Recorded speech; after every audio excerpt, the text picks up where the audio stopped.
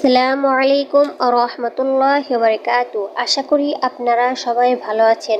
আল্লাহর অশেষ রহমতে আমিও ভালো আছি, আলহামদুলিল্লাহ। আমি আজকে আপনাদের সামনে যে স্বপ্নের ব্যাখ্যাটি নিয়ে এসেছি সেটি হচ্ছে স্বপ্নে জব ও আটা দেখলে তার ব্যাখ্যাটা কি হবে।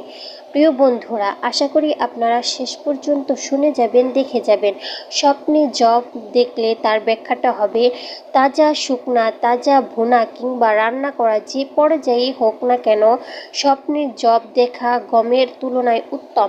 ভক্ষণ করুক বা না করুক অথবা সামান্য কিছু লাভ করুক, সর্বাবস্থায় সে পাক পবিত্র রুজি প্রাপ্ত হবে। স্বপ্নে আটা দেখলে তার ব্যাখ্যাটা হবে স্বপ্নে আটা দেখতে পাওয়া সঞ্চিত ধন লাভের আলামত এবং তা পর্যাপ্ত পরিমাণে।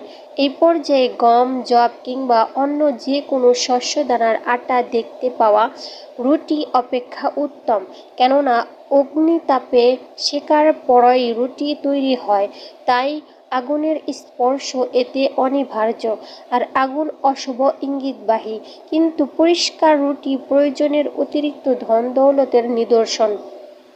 এ জাতীয় পরিষ্কার রুটি কেউ স্বপ্নে খেয়েছে মর্মে দেখতে পাওয়ার অর্থ তার জীবন সচ্ছলতা ও প্রাচুর্যে অতিবাহিত হবে। আশা করি আপনারা সবাই ব্যাখ্যাটি বুঝতে পারছেন। যদি বুঝতে না পারেন তাহলে ভিডিওটি পুনরায় দেখবেন। যদি তাও বুঝতে না পারেন তাহলে কমেন্টে বলে যাবেন। ভালো থাকুন, সুস্থ থাকুন। আসসালামু আলাইকুম ওয়া রাহমাতুল্লাহি ওয়া বারাকাতুহু।